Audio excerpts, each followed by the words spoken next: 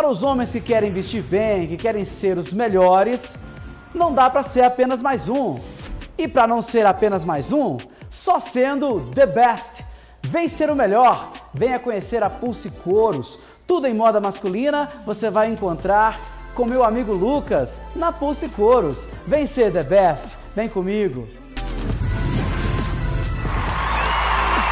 Agora deixa eu apresentar para vocês mais um dos parceiros comerciais do programa Ideias e da LoTV.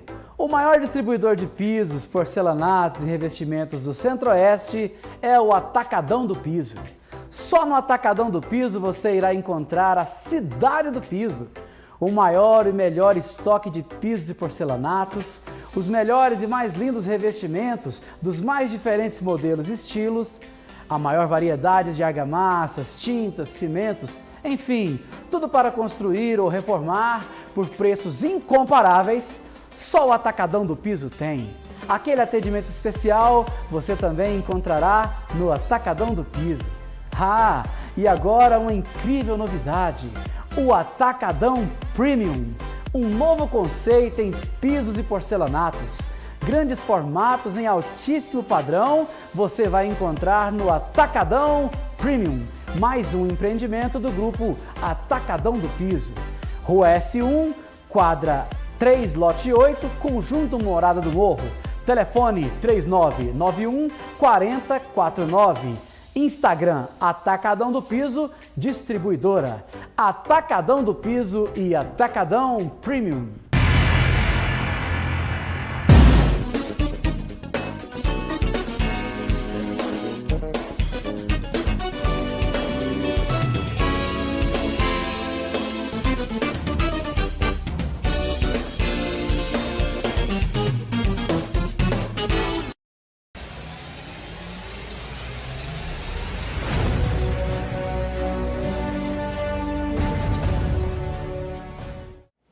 Muito boa noite a todos e a todas. Este é o programa Ideias aqui na LoTV Web, simultaneamente pelas plataformas do Facebook, do Instagram, do YouTube e aqui no nosso site para todas as constelações. Todas as quartas-feiras nós falamos com o mundo e o fundo aqui nesse programa que tem um nome muito modesto, um programa que chama Ideias.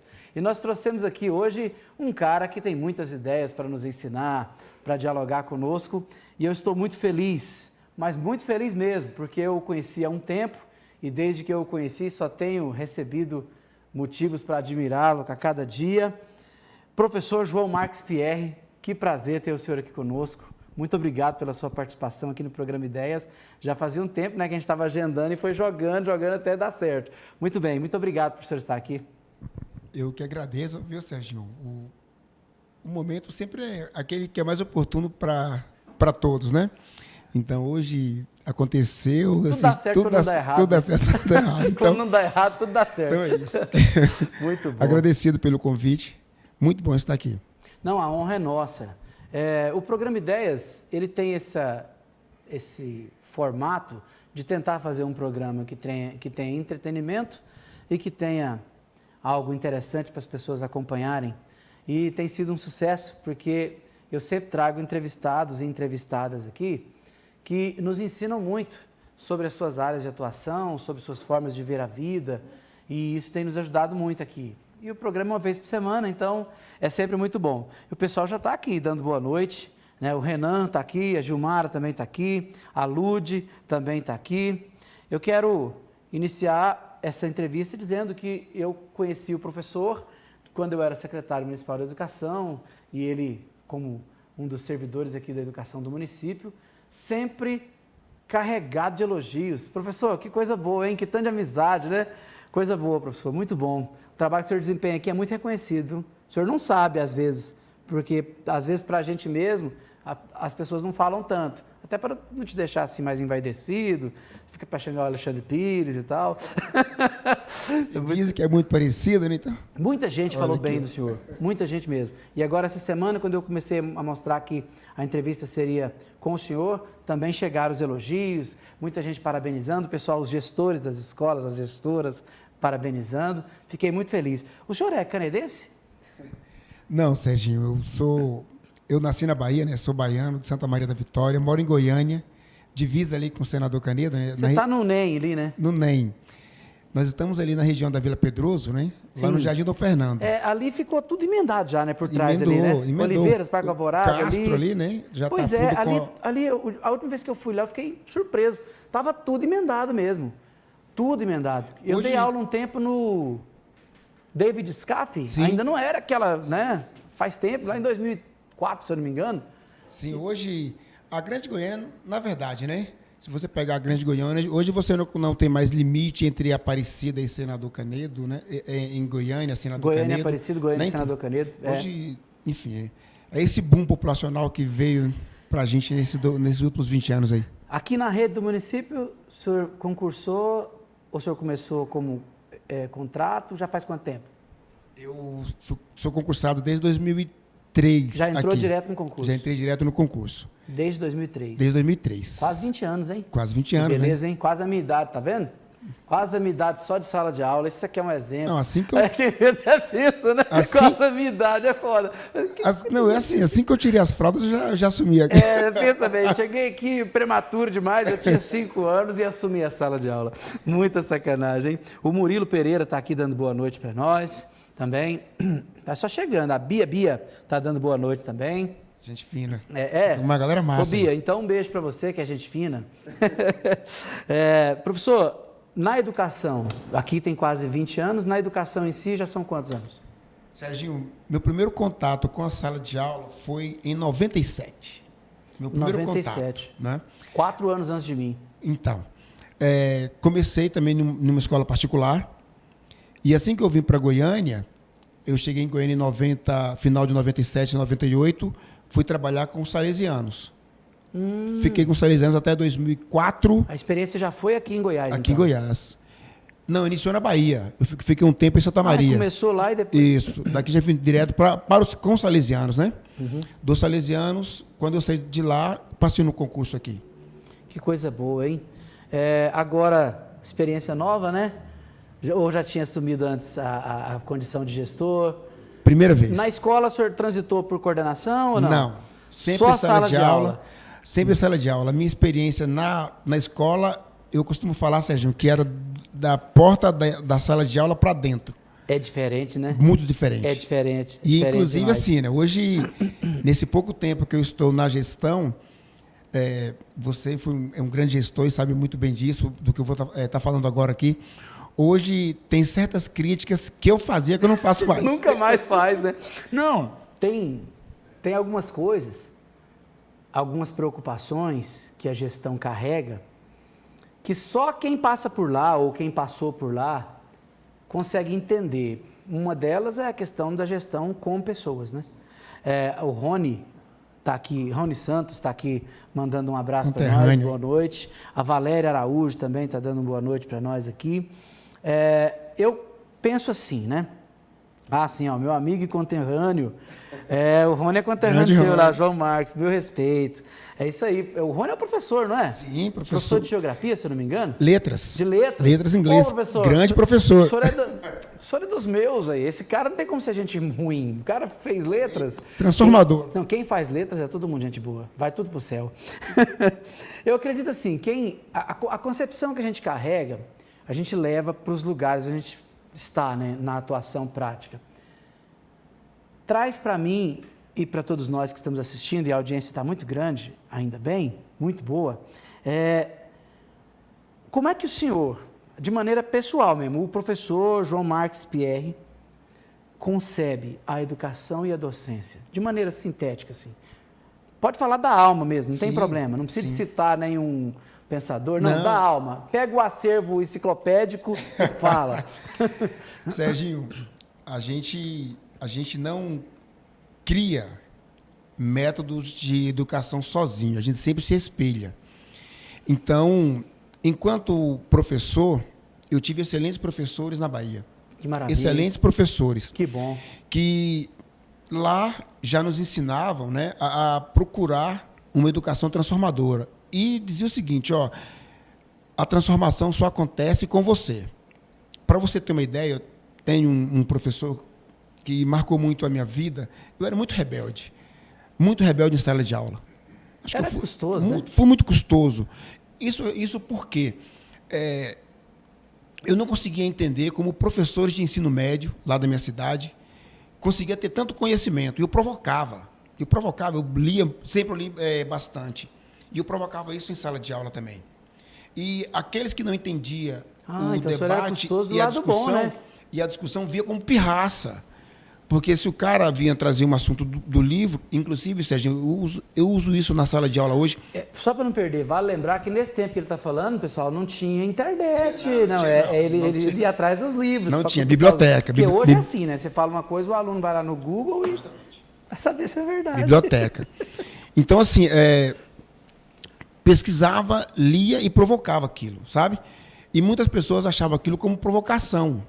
Então, assim, eu fui expulso de muitas escolas. Mesmo? De muitas escolas. Acho que eu passei em todas as escolas em Santa Maria. Em todas as escolas. Ao chegar em uma escola que me acolheu, fui fazer o magistério.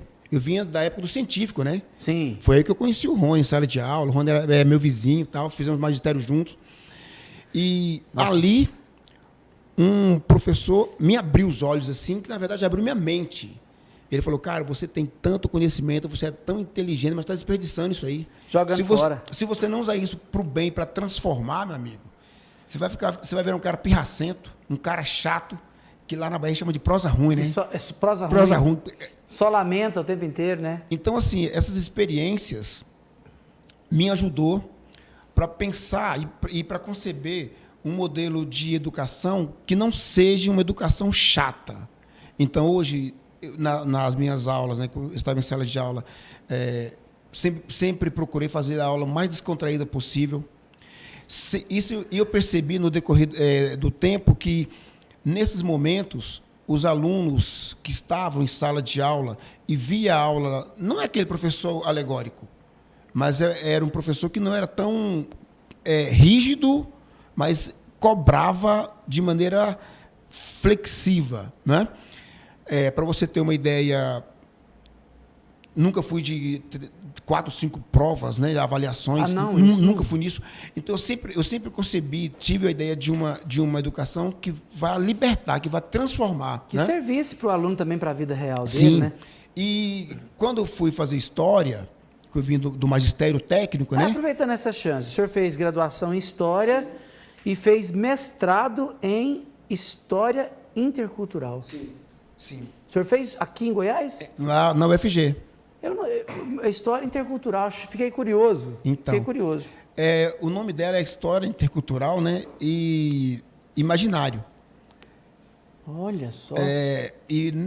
O meu tema, né, para você ter uma ideia, eu acabei dando muita sorte assim na vida. Acho que os orixás sempre me guiou, né? E essa sorte sempre foi guiada por Exu, que é o orixá dos caminhos, porque quando eu voltei a fazer uma segunda graduação, uma licenciatura, eu conheci os professores da UFG, na PUC, 99, 2000, né? Sim. A UCG estava virando PUC, né?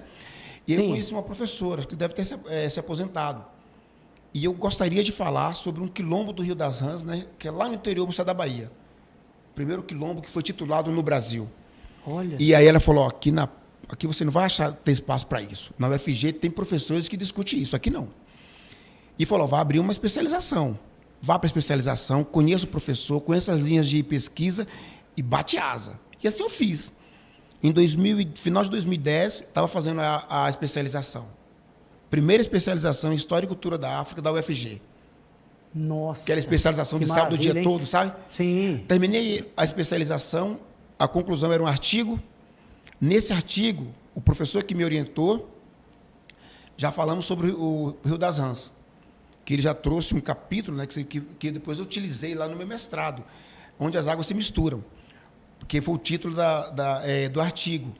A gente apresentava como que o Rio das Rãs, primeiro quilombo a ser titulado no Brasil, ou melhor, ser reconhecido como quilombo no Brasil, ele foi reconhecido não como comunidade quilombola, mas como uma associação agropastoril, porque a região ali era região de vaqueiros. Não tinha titularidade da terra, nada. Criou-se uma associação. E, logo em seguida, uma série de leis foram criadas no Brasil que diziam que era para facilitar a titularidade das terras, mas, na verdade, era engodos para protelar cada vez mais empurrando a titulação. Uhum. E aí o título era esse, né? Onde as águas se misturam, que foi o primeiro artigo que eu construí, que deu origem ali ao que me levou até a dissertação no mestrado da UFG. Nossa, mas que bonito, né? Eu gosto desse lance engajado, né? Essa coisa engajada, assim. O meu mestrado, se eu olhar para trás, eu fiquei muito feliz com ele também. Eu fiz no João Carneiro ali. A pesquisa foi no João Carneiro, uma escola que eu estudei. Então, assim, é bom isso, né? Você volta, o professor Claudeci deu aula para mim, participou do meu projeto do mestrado. Trabalha comigo então, assim, lá é no muito João massa Pereira. essas coisas, porque te dá uma certa noção de pertencimento, de localidade, é o vínculo mesmo, né? A Ruth, a mãe do professor Radley, diretor do João Carneiro, está aqui mandando um abraço para nós, uma boa noite. A Eliane Marques também está aqui. O Pedro Souza está aqui dando boa noite. O Rony Cardoso Lemos, que é outro, já dando boa noite para nós aqui. O Lucas Cabral também. O Marcelo está falando aqui que a UFG é um celeiro de cientistas, né? E é verdade. A universidade em si, ela é um lugar, assim, fantástico, né? É uma pena que algumas visões políticas não percebem que investir na educação é a saída, né? Nessa pandemia agora, enquanto tinha países investindo bilhões na ciência, na pesquisa, outros países cortando verbas. Então, assim, a Kelly Silva está dizendo aqui, meu orgulho, um coraçãozinho. Quem que é a Kelly? A Kelly é minha sobrinha irmã, lá em Santa Maria da maravilha, Vitória. hein, Kelly? Queria mandar um axé para essa galera aí, desses companheiros de sala de aula, os familiares. Grande axé. A vantagem da internet é que eu brinco aqui, né? A gente vai para todas as constelações, né? Hoje, um amigo que está lá em Amsterdã, o outro está lá nos Estados Unidos, falaram para mim que ia assistir o programa. Olha para você ver que interessante. Olha, eu me lembro... Um cara em Amsterdã, o outro nos Estados Unidos, falaram que vão assistir o programa. Eu morava, muito bom eu era adolescente lá em Santa Maria, e lá para televisão ter uns canais bons, tinha que ser parabólica, né? Aham. E eu não me esqueço, né, do Lima Duarte, né? Ô, Mundão Sem Fronteira, fazendo a propaganda da Century, Centauri, coisa assim. Century, né? Century. A antena parabólica lá. Vixe, uma pessoa que te elogiou demais, acabou de entrar aqui para nos dar o parabéns aqui. Somos pela promoção da igualdade racial. Carmelita Gomes. Oh, axé, Um grande beijo pra Carmelita. você, Carmelita. Eu entrevistei aqui também outro dia. A Zenilda. Zenilda. Você sabe que eu te amo, Zenilda? Você sabia que eu te amo? A Zenilda está aqui, dando uma boa noite aqui, né? Falando que nós somos grandes profissionais. Zenilda, eu tenho quase 1,70. Tô brincando, eu tenho um pouquinho mais. Sérgio, se você me permite... A Elizabeth Dias também está dando parabéns aqui. A Carmelita falando da igualdade de oportunidades. Pode falar, fica à vontade. Se você me permite, Claro. antes de assumir a gestão, fui falar com a Zenilda, né? Zenilda, e aí? Ela falou, vai. E vou te falar uma coisa. Se a Zenilda falar vai, você vai mesmo, né? Olha, minha conselheira até hoje, viu, Serginho? E eu tenho, assim, um prazer imenso, para você ter uma ideia, como as coisas não acontecem por acaso. As duas últimas escolas onde eu trabalhei, Vovó Dulce pela manhã, Isabel de Matos à tarde, são os exemplos de gestões que eu tento aplicar. Vovó Dulce é o Josefran, né? A história do Josefran naquela gestão, quando ele voltou, é muito curiosa. Eu vou te contar depois em particular. Eu vou te falar uma coisa, sabe? Porque eu já critiquei muitos gestores. Mas muitos gestores mesmo. Claro. Porém, padrão. As práticas, né, que eu via que com o Josefran e com a Zenilda me fez criar um modelo de gestão. Para você ter uma ideia, nesse momento, estou fazendo especialização em gestão, porque não era a área que eu estudava. Não era uma área que eu estudava, que eu me interessava, até porque eu só questionava mesmo. E eu penso em fazer um mestrado também nessa mesma área. Eu acho que tem que ir, vai para a educação, faz um mestrado lá na área da gestão. Inclusive, assim, porque a gestão é muito louca, cara. É um negócio muito doido. Eu acho a gestão pesada demais. Pensa bem, para gerir uma escola, tem um aspecto administrativo financeiro, né? Administrativo contábil, porque se você não prestar as contas direitinho, uma série de coisas vão degringolar depois. Tem a questão da gestão com pessoas, que é um negócio danado. Meu pai brinca, né, que prefere criar porco. Porque porco não dá opinião, né? Porco não tem... porco não faz nada contra você, né? E tem a parte que é, assim, a maior de todos os aspectos da gestão, porque aí tudo é pedagógico, né? Uma escola que entende que tudo é pedagógico é uma escola que vai ter sucesso. Só que o pedagógico começa desde a gestão. Sim. E aí da portaria à gestão e da gestão à portaria de volta e vai e vem, tudo é pedagógico. O Zé Carlos Libani escreveu sobre isso num livro dele, ele falando sobre isso. Às vezes uma simples atitude que você toma durante um intervalo impacta pedagogicamente naquilo que depois você vai dar aula. Sim. Sabe? Tem vários fatores assim que são curiosos. Como é que o senhor está... como é que está o trabalho do senhor lá na gestão? Está gostando? Está sofrendo? Está com o coração apertado? Olha, até um certo tempo atrás, essa questão da gestão ser dolorosa, eu falava, cara, a gente é gestão sozinho. É gestor sozinho, né? Só que aí eu fui entendendo também que é fundamental que você tenha uma equipe que te assessore também, que te dá todo o respaldo. Isso aí é sem dúvida. Em todos os sentidos, né? Para você ter uma ideia, associando a prática pedagógica à gestão, a gente não anda só, né? A gente é carregado por uma série de coisas.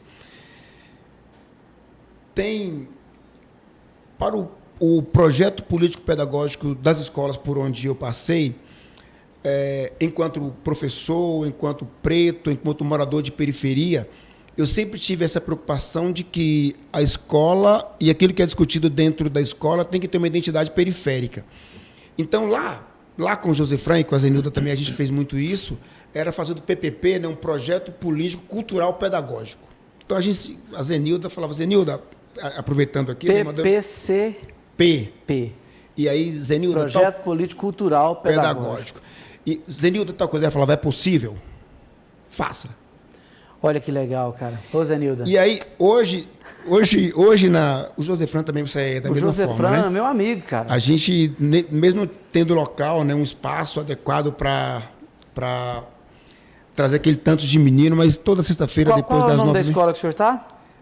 Escola Municipal João Pereira dos Santos. Está localizada onde, para o pessoal saber? No antigo Valéria Perillo, né? Atualmente lá é residencial Nova Morada. Sim. Cheguei lá... Coladinho ali no CEMEI. Né? Lá no Teófilo. Coladinho no CEMEI. Então, cheguei no período de pandemia. Né? Eu já assumi a escola no período de pandemia, né? Estava na Zenilda até dia 20 de agosto de 2020. Como é que foi? O senhor entrou por eleição? Foi indicação. Foi por indicação? Foi indicação. Uma indicação assim que apareceu 6 horas da tarde, numa sexta-feira. Nossa, mas que indicação certeira, hein? 6 horas da tarde numa sexta, para dar uma resposta na segunda. E eu falei, não estou preparado para isso. Mal cheguei em casa, falei, tenho que falar com a minha esposa. Eu não tomo decisão só. E aí ela falou, importante. Você que sabe. Você que sabe. Eu falei, cara, sei não, viu? Não vai dar certo, não tenho esse perfil. E aí tinha que dar uma resposta, e fui enrolando ali, né, como se diz, né? Aí conversei com a Zenilda, conversei com o José Fran, e aí os caras falaram, rapaz... Você tem que passar. E você tem que conhecer, você tem que conhecer, como ajuda, né? Você tem que conhecer. E hoje eu defendo aquilo que eles me falaram, sabe, Serginho? Eu penso que todo professor deve passar por todas as instâncias da educação, sabe? Para ele compreender, né? Quiçá um dia chegar onde você chegou ali como secretário, né, e pensar políticas públicas. Eu defendo isso. Eu acho que o secretário de educação do município tem que ser da rede, cara. Eu defendo isso. Eu defendo isso. Eu fiquei feliz quando eu saí, que a Maria Emília assumiu, ou então o Jerônimo assumiria, ou então alguém daquelas diretorias que estavam comigo ali, carregando o piano ali junto comigo, que a gente carregava o piano para o prefeito tocar, né? E aí, assim, assumiu a Maria Emília, alguém da rede, depois assumiu a Elaine, né? Foi Elaine mesmo, né? Foi. Então, assim, eu fico feliz porque é alguém da rede, alguém que tem identidade local, que tem marcas locais ali, e que tem o diálogo com a categoria também, né? Eu acho muito bom isso. Uma coisa que a gente tem que tentar entender para a educação, que a educação do senador Canedo nos últimos 10 anos melhorou bastante. O senador Canedo perdeu aquele aspecto provinciano, apesar que ainda existe uma mentalidade muito provinciana em senador Canedo, mas está perdendo esse aspecto, né? A cidade vai crescendo, vai mudando, né? Vai mudando um pouco. Sim. E aí eu penso que essa quantidade de pessoas que passaram com projetos diferentes, né? Pensando uma educação diferente, interessante seria, viu, Serginho, se cada um que passasse, aquele que chegasse, pudesse dar continuidade ao Então, projeto que foi criado. eu não sei se o senhor estava presente, mas teve um... Ah, não estava, o senhor não era o gestor, que bobagem. Um dia, na reunião com os gestores, eu mostrei sobre isso, o tamanho do gargalo. Nós éramos todos, as diretorias, mais as gestões das escolas, numa reunião, e eu levei um projetor para falar sobre o projeto de gestão. Eu estava tentando trazer a ideia de rede, né? Por isso que eu escrevia sempre. Eu escrevia assim, na educação, somos todos uma só rede. Eu sempre escrevia, nos ofícios, todo lugar que eu... Sempre. Aí, tentando falar sobre isso, eu mostrei, né? Como é que uma escola era a dona dos alunos da rede. Como é que a rede era a dona dos alunos daquela escola, daquele CMEI, né? E aí, nessa brincadeira, eu disse, olha, um dos problemas maiores que eu percebi já fazendo o diagnóstico aqui para trabalhar é que em 12 anos, 14 secretários. Não dá. No tempo para a pessoa fazer qualquer coisa, de reconhecer o lugar ali, não dá tempo. Você está na gestão da escola há quanto tempo? Eu cheguei dia 25, assumi dia 25 de agosto de 2020. Pois é, para o senhor ver, tem um ano e pouco, né? O senhor ainda tá conhecendo muita coisa. O senhor imagina uma secretaria, que é um negócio monstruoso.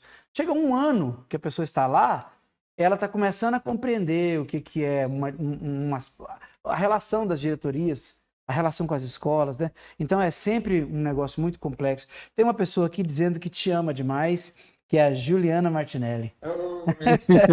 Tá dando Grande axé. falando assim, te amo, meu irmão. Muito legal esse carinho, né? O Marcelo Láurea também. Quem gere o povo tem que conhecer o povo. Muito bem, é verdade, Marcelo. Marcelo Láurea, é isso mesmo. Essa questão de ser, o senhor tocou num ponto aí, eu ia deixar ele até mais para frente, mas como é que é, professor? Como é que o senhor está sentindo assim? Vocês estão voltando paulatinamente para as aulas agora, presencialmente? Como é que está, primeiro, o senhor, né? O coração aí, a alma com essa questão da pandemia? E como é que estão os colegas, os alunos? Como é que o senhor está sentindo esse feedback, assim, desse regresso?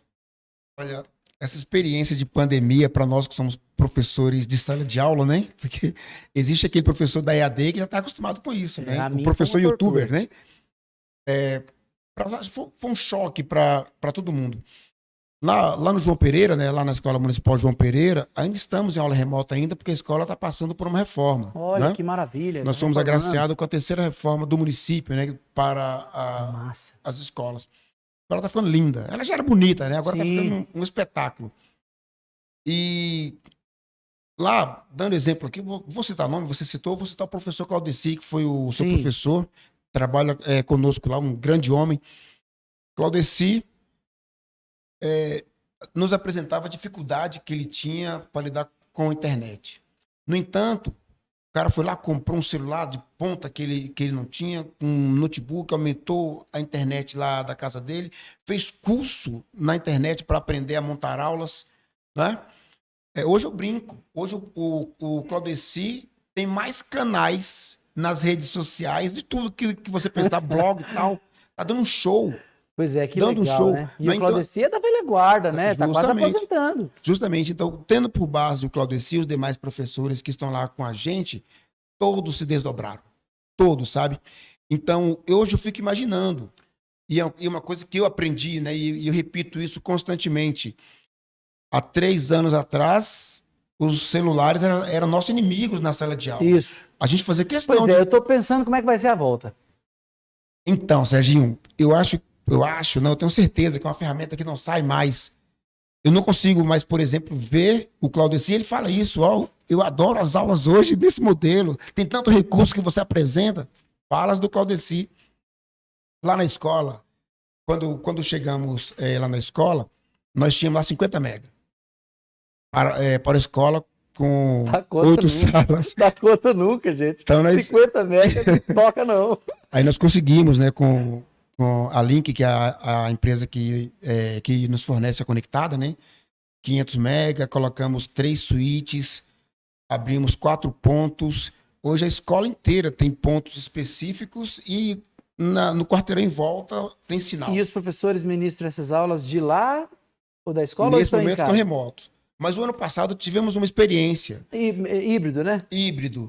no ano passado tivemos uma experiência, não é híbrido, ainda não é híbrido ainda, mas tivemos uma experiência no ano passado. Aquela parafernália de youtuber, né, que a gente foi adquirindo, levamos um dia para a biblioteca. Olha Um quadro branco lá, e nosso primeiro professor a ter essa experiência foi o professor Danilo, da Educação Física. E levamos aquele monte de luzes, tal, câmera, celular de um lado, notebook do outro, doido pra fazer data show, sabe aquela coisa? E aí o microfone tipo lapela, Sim, sabe? de orelha, de orelha, tal, e quadro branco, cara, mas foi um espetáculo. E aí nós abrimos para várias salas essa aula dele, sabe? Excelente. E de lá para cá virou uma prática entre a gente, né? Ver, a escola tinha problema de sinal. Imagina os alunos. Pensa bem. Sim. O maior desafio que eu vi, assim, que eu pude perceber, foi porque nós estávamos todos sem preparação nenhuma, né? Tanto as famílias quanto os profissionais que iriam. Aproveita, professor, bebe essa aguinha. Pessoal, é a água, viu, gente? É água mesmo, não é vodka. Até porque, né, a esposa dele tá aqui, não deixa ele beber sozinho. Senão ele ia... Então sacanagem. Depois de tantas ideias assim, eu fico tonto, né? Você volta dirigindo. Essa canequinha é um presente de um outro professor amigo nosso. Ele tem uma papelaria chamada Papelaria Armarinho MFS. O professor Janailson, ele é um parceiro do programa Ideias e parceiro da Alô TV. Ele sempre nos presenteia aqui com a canequinha para eu presentear o nosso convidado aqui no programa Ideias. O Janailson foi meu aluno. Depois, né, o tempo passa, o tempo voa, se tornou esse grande professor que ele é, esse grande profissional que ele é. Parceirão da gente, e agora é um empresário também que está arrebentando. Tudo que o senhor precisar para a escola do senhor de papelaria e armarinho, tá ali, pertinho do ginásio ali do... Fiz uma última compra com ele lá. Pertinho do ginásio dali da Colégio Militar, né? Antigo Pedro Xavier Teixeira, né? O Colégio Militar ali, para as pessoas que não conhecem, tem que conhecer Papelaria e Armarinho MFS. Obrigado, Janailson. Sabe que você é meu brother. Olha, pra você ter uma ideia, o tanto que o cara é criativo, né? E nos ajuda, né? Compramos um tecido para forrar umas mesas, né? Quando for ter umas atividades, né? E aí, depois que ele comprou os tecidos, nós pegamos o tecido com ele e falamos, por que você não coloca a logo da escola aqui na lateral? Olha aí, ó. E eu falei, opa, e quanto que eu pago por isso? Não, vou colocar isso para você. Nós temos lá. Então, assim, é um cara excelente, prestativo, não, e ele parceirão. É um empreendedor, né? Eu quero trazê-lo aqui agora, depois dessa volta do programa, eu quero trazê-lo aqui. Falando em empreendedor, Israel, tá tudo pronto aí? Eu queria apresentar para o pessoal a nova propaganda da drogaria Droga Shop do Morado do Morro, uma parceira nossa aqui do programa também.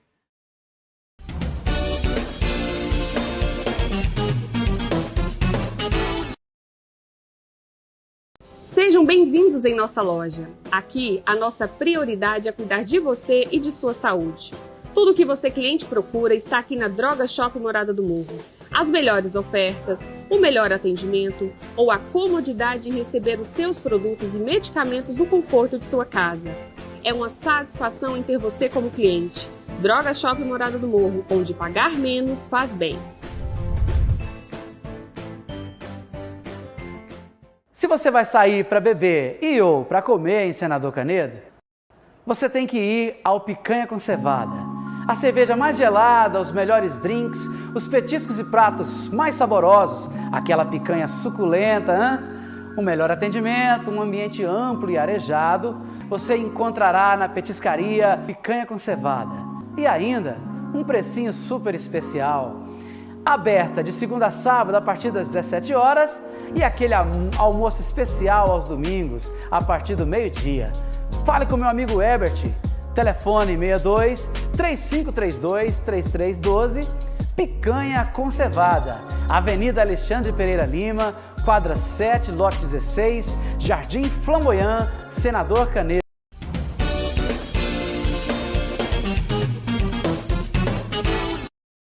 Muito bem, apresentamos dois parceiros importantes nossos aí, dois amigos, né? O Leonardo e o Herbert. É Picanha com Cevada, é o Herbert que é o proprietário. O senhor conhece Picanha com Cevada? Não fui ainda. Próximo do Walter Ferreira, lá na frente, lá no Walter Ferreira. Ao lado ali do Walter Ferreira é aquela petiscaria. É disparado a melhor petiscaria, o melhor ambiente que existe em Senador Canedo para se comer, para se beber, para conversar com os amigos. É um local arejado, amplo, sabe assim? É muito gostoso. Lá é demais. Hoje tem muitos ambientes gostosos aqui em Senador Canedo, né? Na verdade, o Canedo está de parabéns, assim, porque o comércio tem expandido bastante. Antes você tinha que sair de Senador Canedo para ir em Goiânia, em outro local, para ter um momento de lazer, né? Hoje o Canedo já oferece, expandiu. já expandiu Outro bastante. parceiro é a Droga Shop do Morado do Morro, que é um galpão de gigantesco. A maior farmácia de Senador Canedo é lá. E eles brigam por preço, o pessoal lá do Morado do Morro, Droga Shop Morado do Morro. O Leonardo, meu amigo, ele trabalha também na área de construção, é um cara, assim, aí as pessoas vão acreditando no programa e eu fico muito, muito lisonjeado, né? Nós apresentamos aqui hoje também o Thiago do Piso, com o Atacadão do Piso, que entrou como parceiro. Fico muito contente. Professor, como é que é o projeto? É similar àquele projeto que o Abdon fez na época da gestão do Gesiel, a escola aberta? Como é que está funcionando lá o projeto na escola? Sim, é o projeto Escola Aberta, né? O senhor usou o mesmo nome? O mesmo nome. Que legal. Até porque, assim, a raiz, né? O Gesiel fez um trabalho gigantesco lá no Hábito de proporção nacional. E antes de buscar a parceria para saber como funciona, fui estudar um pouco também o que era, o que foi o Escola Aberta lá em 2007, né? Quando ele foi fundado. E aí acabei percebendo que, além de propiciar prática esportiva, inicialização musical, nesse período de pandemia, né, Serginho, onde Sim. a gente estava começando a flexibilização ali, eu percebi que o Escola Aberta seria fundamental para, primeiro, um momento de descontração para os estudantes, para a comunidade, e também seria um preparativo para o retorno, né? Então, nossos estudantes, a gente, de um modo geral, sendo afetado emocionalmente, psicologicamente. Sem dúvida, afetou demais. Então, inicialmente, quando buscamos a parceria, né, entender como funcionava ali o Escola Aberta com base no Abdon, né? Já acontecia aqui no município, a gente não tinha e nunca teve a pretensão de fazer aquilo que o Gesiel fez a nível nacional. Nunca tivemos isso. Mas aquele nível nacional foi porque nós juntamos a fanfarra, né? A banda marcial da cultura com a do Abdon, que na verdade tinha metade em cada lado. Eu falei, gente, vamos colocar num lugar só. Aí os meninos da cultura já eram pagos, né? Os professores da cultura já eram pagos pela educação mesmo. Falei, embora todo mundo trabalhar lá junto com o Gesiel. E lá foram 13 modalidades para além da matriz, né? Então, mas para você ter uma ideia, inicialmente eu não queria o Escola Aberta em si, porque nós tínhamos e temos ainda, né, um projeto chamado Repensando. Então, eu conheci esse projeto, né, com o Danilo, o Devolt, né, cantor de rap e tal, tem musicalidade aí. Filho da Suiane, lá do André Luiz, extremamente engajado. E todas as escolas por onde eu tenho passado sempre levavam o pessoal do Êxtase lá do Oliveiras, né, o Luiz e tal, pensando nessa cultura periférica. E o que era o Repensando? Era analisar as letras de rap e depois provocar os alunos a criar rap a partir dos conteúdos de história. E aí chamava o pessoal do Tecido lá com o Luiz, o pessoal do Êxtase, o pessoal do Rock Crew, enfim, o pessoal do rap cristão, e fazia aquele auê na escola, né? E aí até chegar um momento que os alunos começavam a produzir. Olha, para você ter uma ideia, se você me permite alongar um pouco mais nisso aqui, estudando Brasil República ali, né? Transição da primeira para a segunda monarquia. Sim. E aí, discutindo também redução da idade penal, né? Aquela coisa ali, tudo que a aula de história ela associa o histórico, né, ao atual. E aí um dos alunos, a aula era muito, assim, a galera ficava muito à vontade, né? Enfim, microfone na mão da galera para poder conversar, levava uma caixinha para a sala de aula e tal. E um aluno me faz uma pergunta, falou, Pierre, vem cá, como é que ficou, rapaz, essa questão da redução da idade penal? Porque quando saiu a regência, o nosso imperador assumiu com 15 anos de idade, teve que aumentar a idade e tal. Pensa bem, o cara aí, assumiu com 15, né? Como é que faz então, agora? como é que faz? Porque se ele era o representante da nação, todo crime cometido por um adolescente de 15 anos, ele era visto como adulto. E aí eu, como bom professor de história, usei aquela velha frase, né? Vou pesquisar e vou trazer depois a resposta. Porque é uma pergunta cabeluda mesmo, Só né? que assim, mas aí eu não... Como eu provocava essas discussões em sala de aula, eu fui atrás do professor Noé Freire, da UFG, que faleceu Sim. recentemente, que estuda Brasil. Falei com o Noé e tal, o Noé me deu uma aula gigantesca. Eu falei, Noé, não, eu não consigo falar sobre isso. Marca um dia, toda terça e quinta são minhas aulas, nessa turma. Tem como? Oitavo ano, né? Ele me chamava de Jamaica. Jamaica, mas não viaja, não. Um dia nos corredores da UFG, ele falou comigo, ó, quinta-feira eu posso ir? Olha Cara, ele só. foi na escola, deu uma aula gigantesca para esses meninos. Cara, que Pretensão, legal. Serginho, que eu nunca tive, de que aluno meu de ensino fundamental e ensino médio se tornasse um dia professor de história. E hoje, dessa turma, tem 2 historiadores. Pois é uma das coisas que também a educação nos deixa, assim, apaixonados, né? Eu sou um apaixonado pela sala de aula, pelas pessoas, pela educação. É isso, você poder plantar uma sementinha ali que vai, né? Vai germinar, vai dar frutos, né? Olha que legal. Quem me dera, né? Tanta gente boa que poderia estar aí assumindo a gestão. Às vezes se perde pelos caminhos, assumindo gestão, assumindo a educação como docência, e se perde por outros caminhos, vai fazer direito, por exemplo, igual o Marcelo. Sacanagem, hein, Marcelo? Serginho, Que mas maldade. e o projeto continua, né?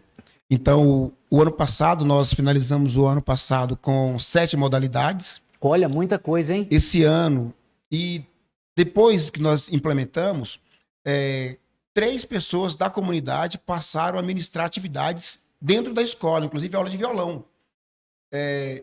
Nós estamos retornando agora essas atividades, né?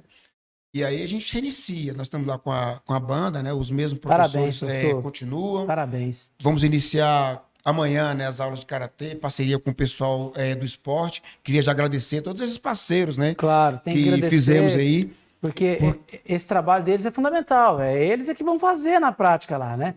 Muito bom. Então é isso, assim, então, o Escola Aberta nos ajudou bastante. Primeiro, trazer a comunidade para dentro da escola, foi fundamental isso, essa parceria. Lá já estamos abrindo para fazer reuniões, né? E uma coisa que eu acho mais importante é a escola que está dentro da comunidade, ela ser vista pela comunidade, né? Que aí é aquilo que o Freire não diz, mas poderia ter dito, né? Aquela questão de que até a sua teoria se transforma em sua prática, mas ele poderia ter dito assim, a escola dentro da comunidade e a comunidade dentro da escola, É bem né? a cara da dialética marxista, né? Então. Do externo para o interno, do interno para o externo, né? É isso mesmo. Professor, falando em dialética, falando em questão complexa, o senhor é um preto que é mestre, professor, tem toda uma bagagem profissional nas mãos. Como que é essa questão? Como é que o senhor vê o papel? Como que o senhor tem visto a questão do racismo no Brasil, primeiro? E como que o senhor vê essa questão na escola, o papel da escola em relação a isso? Porque eu não poderia deixar de tocar nesse tema com o senhor. Ah, com certeza. Porque... Serginho, é importantíssima assim, essa que eu vou falar de provocação, porque normalmente no ambiente escolar, quando você vai falar de negritude, levando em consideração a Lei 10.639, né, que trata da obrigatoriedade do ensino de história, cultura africana e afro-brasileira no ensino, escola pública ou particular, normalmente fica a cargo do professor de história, e se ele for preto, então, melhor ainda. Não é? Então, para mim, enquanto professor preto, não daria para fugir desse tema. Até porque minha própria militância também não me permitiria... o senhor é engajado, né? Não me permitiria passar por um ambiente como esse, de uma oportunidade gigantesca como essa, e não falar de africanidade no ambiente escolar. Então, primeiro, pensando no Brasil. O Brasil criou, Sérgio, um modelo de preconceito, de racismo, um dos piores que existe, que é o velado. Só para não perder a chance, o Marcelo fez uma pergunta: como explicar para esse pessoal mais jovem, né, a questão do racismo, da xenofobia, envolvido na morte lá do congolês Moise, né? no Rio de Janeiro, né? Depois o senhor passar por lá, né? O senhor estava dizendo do Brasil ter um dos piores tipos de racismo. Que é esse modelo velado, né? Esse modelo velado ele é tão perigoso porque ele se perpetua através de brincadeiras, Piadinhas de mau gosto. piadinhas. E quando você que se sentiu, entre aspas, eu vou chamar de ofendido, né? Porque não é ficar ofendido, é se posicionar perante uma atitude como essa. A frase desse racista oculto é dizer, eu tô brincando, eu tô brincando. E quando pega uma criança, um jovem que não reage, isso passa por aí mesmo. Justamente. Né? E aí vira o presidente da Fundação Palmares. Não, aquilo ali sabe assim, sabe quando o poste mija no cachorro? Justamente. Sabe assim, eu nunca vi o poste mijar no cachorro, aí agora você vê, né? Justamente. E por mais que o poste fale, eu não vou crescer, né? Não adianta me adubar, mas o cara ainda continua. E atualmente, Serginho, ampliando para nível nacional, esses temas no Brasil, que eles já existiam e eram muito fortes, né?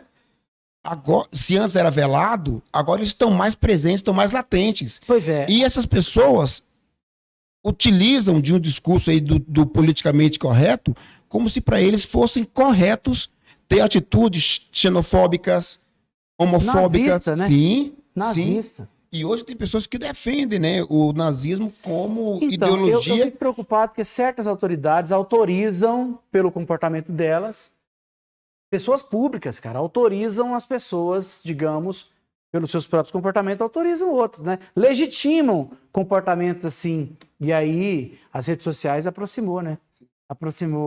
As redes sociais aproximaram as pessoas que se odeiam, digamos assim, né? É campo fértil, né? Porque aqueles que velavam, quando eles percebem que alguém tem coragem, essa é a frase que eu vou utilizar, tem coragem, porque até então não tinham. Uhum. Quando percebe que essa pessoa tem coragem para soltar uma asneira, uma besteira como essa, ele fala, se ele pode, eu também posso. E ele se sente respaldado nisso. Ele se sente respaldado e vai dizer, peraí, a frase hoje é essa, né? E minha liberdade de expressão. As pessoas confundem, né, cara? Uma coisa é você ter liberdade de expressão, outra coisa é você falar, por exemplo, que vacina mata, né? Isso aí não é liberdade de expressão. Olha, Serginho, nesse ponto, olha como que esse discurso, né, ele tem o poder de convencimento e muitas pessoas são convencidas. E aí, que para mim, são pessoas que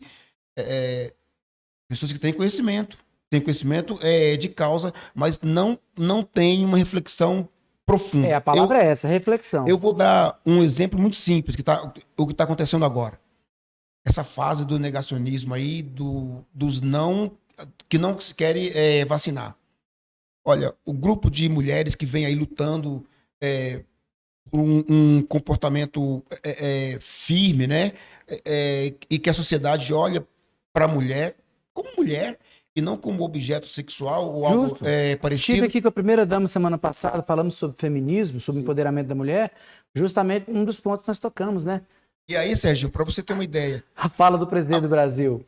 A mulher hoje está praticamente integrada à sociedade. Pois é, cara. Cara, é um absurdo. Aí, ó, eu acho que é uma frase que deveria ficar muito presente na mente de todo brasileiro. Meu corpo, minhas regras, né? É muito forte, leva a fazer reflexões profundas. Aí esse grupo que encontra solução para tudo, começam a questionar, peraí, se meu corpo, minhas regras valem para tudo, por que não vale para a vacina? Por que eu sou obrigado a tomar vacina? Os caras não conseguem diferenciar o que é uma ação. É igual o cara que agride uma velhinha e depois alguém fala com ele e fala assim, não, eu tudo posso naquele que me fortalece. Justamente. Ridículo, né? Que o argumento que o cara arruma. E aí eu vou te falar, Sérgio, levando em consideração a frase, a gente percebe que existe uma tendência, inicialmente não era política, ela se tornou política. Essa ideologia que surgiu e se fortaleceu, cara, ela vem com um cunho religioso muito forte. Muito, mas muito forte mesmo. E aqui eu quero estar falando um pouco sobre isso, né? Levando para a sala de aula. Porque por mais que a gente eu ia tenha... te falar, o desafio da escola está aí, né? Sim. Um esclarecimento mais científico e também mais acadêmico, né, nesse sentido, de como é que isso funciona do panorama histórico, cultural, sociológico, político. Para nós que estamos em sala de aula, viu, Serginho? Combater isso é muito forte. É tão forte que tem muitos colegas que têm medo de falar sobre isso. Quando eu falo medo, porque tem medo do embate. Aham. Isso sofrer retaliação de pais, da comunidade.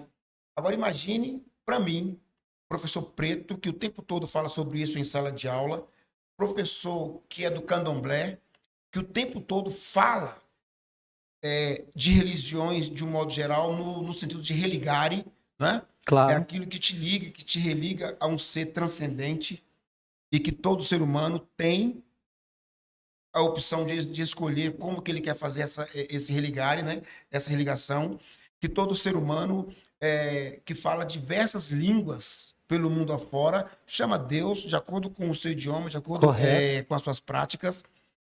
Normalmente, na sala de aula, Serginho, quando você começa, 7º ano, quando você começa ali, idade média, tal, aquela discussão, o aluno te levanta a mão e você fala, vem uma pergunta bombástica ali, né? Professor, o senhor tem religião?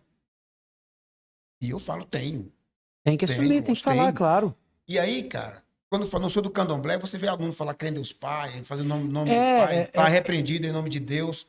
E sabe e eles nem sabem, né, o que é. Eles nem sabem. E sabe o que eu faço, Serginho? Que eu acho que é o lado pedagógico da coisa. Me fala uma palavra em inglês. E o significado dela. O aluno fala um monte, ele tem aula de inglês. Aham. Me fala uma palavra em espanhol, que você também conheça o significado. Tá, me fala uma palavra em qualquer língua nativa. Pode ser tupi, pode ser, enfim, qualquer uma delas, que você conheça. E me fala o significado dela. Muito bom. E eu falo para ele, ó, a gente só tem preconceito daquilo que não conhece. Então, a partir do momento que você tiver a preocupação, por mais que você tenha a sua ideologia religiosa, e você tenha a preocupação de olhar para o outro com o O maiúsculo ali, né, enquanto ser, enquanto pessoa, na sua dignidade, nas suas diferenças, você vai perceber que ele é igual a você. Então, o que você não conhece como Olorum, eu chamo de Deus, eu chamo de Olorum, né? Então, é muito fácil. E o caminho é esse, né? Você olhar para o outro como um ser humano como você e não achar que aquilo que você aprendeu dentro do seu grupo religioso é o correto e todo mundo tá errado, né? Não, a maioria das vezes é essa visão, sabe assim, moderna, né? Do modernismo, do paradigma moderno, né? Que fragmenta e coloca aquilo ali como sendo uma realidade, né? Então, assim, o meu Deus é esse e é o único que existe. O certo é isso aqui. E aí, ó, né? Um desafio. Já tem um tempo que eu conheci, né, a Bell Hooks e aprendi com a Bell Hooks que todo professor ele deve ter, enquanto atuação, uma educação transgressora. O professor ele tem que transgredir no sentido de quebrar paradigmas e fazer com que aquele estudante que está ali na sala de aula dele seja um cara pensante, atuante e transformador. A Bell Hooks eu posso falar que teoricamente mudou a minha vida. Não, mas muda mesmo. Essas leituras, né? Judith Butler, Bell Hooks, Joyce Byrne, a própria Simone de Beauvoir, esse pessoal tudo aí é de mudar a vida da gente mesmo, né? Porque eles trabalham com temas que estão aqui, né? Olha, para você ter uma ideia, né, que a Bell Hooks ela é tão problemática, né, no sentido de criar soluções, problematizadora e tal. E ela não conhecia o Freire, né? Justo. E quando ela passou a estudar o Freire, pensando no método de ensino que ele desenvolveu, o primeiro encontro que ela teve com ele em um seminário, ela falou, ó, você está deixando a desejar. Você está deixando de discutir questões que envolvam a mulher dentro da sua teoria. E ele diz, ó, vou pensar sobre isso. E logo em seguida, no próximo encontro, ele traz um texto maravilhoso. Não, né? E o Paulo Freire era assim, né? Ele era reflexivo demais, né? Um dia eu vi o orientando dele falando sobre isso, né? O que hoje é famoso, Cortella, né? Muito bem. Professor, o nosso programa já chegou ao final, mas eu queria que o senhor aproveitasse para agradecer a grande audiência que nós tivemos aqui. Não dá nem para reler tantas pessoas que colaboraram conosco aqui nessa nossa noite. Ao final aqui, a Carla Moraes, a Deuseli Luísa, a nossa amiga Deucilene Lemes, está aqui também deixando o carinho dela, o Jorginho, lá do Lava Jato. Agradece esse pessoal, faz suas considerações finais, porque depois do senhor é a minha vez de encerrar o programa. Então, um grande axé a todos vocês que estão conosco até agora, né? Disputando com o jogo, então, não é brincadeira, o Mengão tá jogando, hein? É um clássico gigantesco. Então, dizer assim que falar de educação é muito prazerosa, né? É uma fala muito prazerosa, ideias boas. E eu sei que quem compartilhou até agora com esse momento é porque acredita que a educação... O pessoal não sai daqui não, tá? Então, acredita que a educação ela é transformadora e eu sei que tem um histórico também por trás aí, dentro desse mundo da educação. Um grande axé a todos, né? Hoje é quarta-feira, dia de meu Pai Ogum, então que o nosso Pai Ogum possa aí afastar todos os males das nossas vidas e um grande axé. Obrigado, Serginho, pelo espaço. Axé. Eu que agradeço, professor, pelo aprendizado aqui que o senhor trouxe para nós, né? Todo esse ensino que o senhor trouxe para nós aprendermos. Pelo papo, né? A entrevista foi um sucesso. O programa Ideias existe para isso. É para isso que o Leno Silva me chamou para criar esse programa aqui junto com a Alô TV. E eu estou orgulhoso de poder, todas as quartas-feiras, fazer um programa assim, nesse nível, né? Justamente porque tem pessoas como o senhor que se dispõem a vir aqui nos ensinar e a falar conosco com todo esse carinho, com todo esse engajamento. A você que nos acompanhou, a você que esteve conosco, esse é o programa Ideias aqui da Alô TV. É mais uma vez uma honra poder contar com sua participação, com o seu comentário, com a sua interação. Um beijo cheio de canção e poesia. Até quarta-feira que vem.